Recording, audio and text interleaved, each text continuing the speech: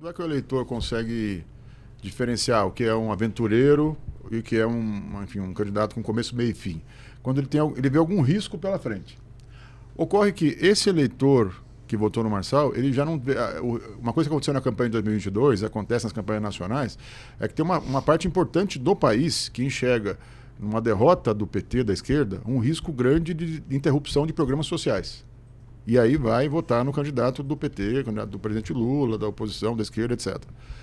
Aqui em São Paulo, a gente viu que esse eleitor que votou no Marçal, ele já não está preocupado, ele não é assistido por essas bolsas, ou se foi no passado, não quer mais. Então acho que isso é um alerta até para o governo federal. Assim, pode ser que tenha uma geração aí que seja menos sensível a esse apelo que sempre ajuda o PT a ganhar a eleição aqui no Brasil, historicamente, que é assim, vai cortar o Bolsa Família. Pode ser que esteja surgindo uma geração do eleitor que não está mais preocupado com isso, está olhando para outros valores, está olhando para outros pedidos de outros apelos, outro socorro, ele está pedindo um socorro. Me ajuda aqui a prosperar, a crescer na vida. Não quero mais a Bolsa. Então, e assim, tem muito a ver isso com a economia digital, com esse ambiente que o Pablo Marçal circula, e ele é muito profissional ali, de vender de fato para as pessoas atalhos. Não vai ter que fazer, não vai ter aquele ciclo. Então, você está falando isso, Fábio, eu estou ficando preocupado, porque assim eu não consigo... E eu sei que não é, enfim, sua missão, né? Mas é o seguinte, eu não consigo compatibilizar essa demanda. A demanda é justa, né? A demanda está aí. Sim. E ela é uma demanda, né? Mas quem se dispõe a suprir essa demanda, fatalmente está vendendo terreno na lua, né? Porque um prefeito não vai fazer ninguém prosperar, né? Ele não vai deixar ninguém rico. E a chamada... a antiga política tradicional, ela não tem como sequer começar a competir com quem promete o que é impossível de ser cumprido.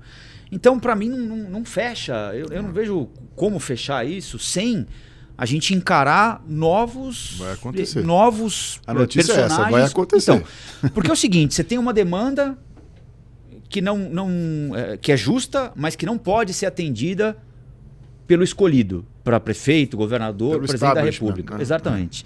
Né? Quem se compromete a resolver esse problema, a suprir essa demanda, está mentindo, certo? Está mentindo e sabe que está mentindo. Né? O cara que tem o mínimo de compromisso, ele vai, né? Veja bem, quem sabe, o empreendedor, uma secretaria, ele vai tentar, né? O que o Boulos está fazendo agora. Ele vai no Somebody Love.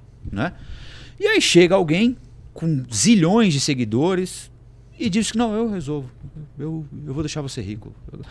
Não, assim, como pior, é que faz? Mas vamos imaginar, ele não foi para o segundo turno, o Pablo Marçal, certo? Portanto, ele perdeu a eleição. Como o vencedor da eleição, seja Nunes, seja Boulos, não vai conseguir produzir o efeito que ele prometeu para a sua base eleitoral, ele vai dizer assim, lembra, eu avisei. Se fosse eu, faria. O consórcio não vai resolver o teu problema. Agora eu posso resolver. Me dá uma chance. Eu acho que, no fundo, o que ele está começando a endereçar para 26 é isso, tá vendo? Eu avisei vocês, eu dei o meu recado.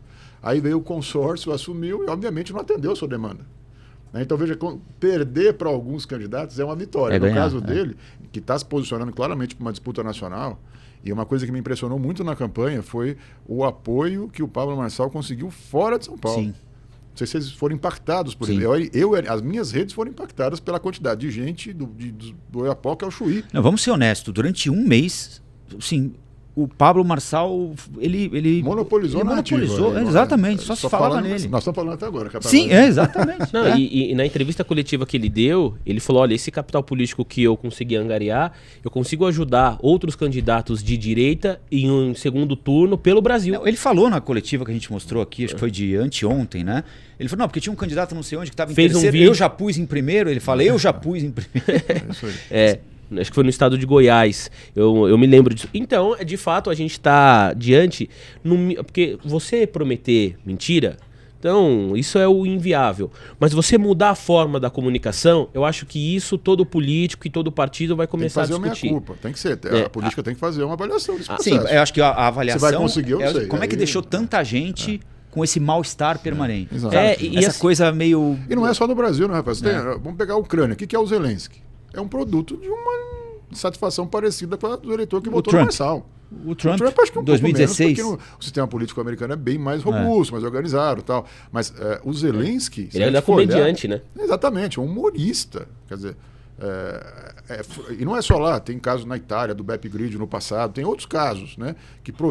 O outsider, ele tem sempre uma grande aderência. Quando você tem um momento... Milei, que foi um cara que começou, era um meme. Né? A partir do meme, de 15 pontos percentuais, virou presidente da Argentina. Eu acho que assim, a classe política tem que fazer uma meia-culpa, sim, tem que olhar para esse eleitor com mais atenção, inclusive em políticas públicas. Qual política pública vai atender esse público? Mas o que ele pede eu não posso oferecer. Tá, no limite, vamos pensar aqui, vamos raciocinar um pouco. O governo federal está querendo revogar a reforma no ensino médio. Né? Essa é a agenda do MEC, do presidente Lula. Essa demanda por uma educação mais sintonizada com o mercado de trabalho é uma demanda desse eleitorado. A escola olímpica do Marçal é basicamente isso. Eu quero uma escola que me prepare para ganhar dinheiro. Eu quero ter menos ciências sociais e mais ciências, mais matemática. Né? Quando o governo recua na reforma do ensino médio, que na minha avaliação foi um avanço, ele está dando uma sinalização. Nós queremos ficar como está. Então, assim, esse eleitor vai continuar demandando uma mudança com a qual a gente não concorda. Quando o governo vai regular os aplicativos de transporte. Você ia falar sobre isso. Vai colocar o cara que quer estar livre para trabalhar com 5 aplicativos diferentes numa CLT. Amarrar o cara numa CLT. E diz que o trabalhador quer CLT. Para mim, é uma clara dessintonia com as demandas do cidadão hoje, do mundo dessa economia digital, da nova economia. Então, acho que vai forçar, o governo já está olhando isso, tá? Não foi a eleição, antes da eleição isso já era tema de discussão entre os ministros da área, enfim, tanto que a gente não ouve falar mais muito desses temas, o Congresso deu uma segurada e tal, mas a agenda precisa dialogar um pouco com essa demanda, senão vai ter um gap tão grande que aí a classe política vai tentar se recuperar e ser tarde demais. Olá, aqui é o Rafael Colombo. Gostou do que acabou de assistir? Se inscreva no canal Cortes do Flow News para os melhores momentos. Quer acompanhar os nossos programas na íntegra? Então se inscreva no nosso canal oficial, Flow News.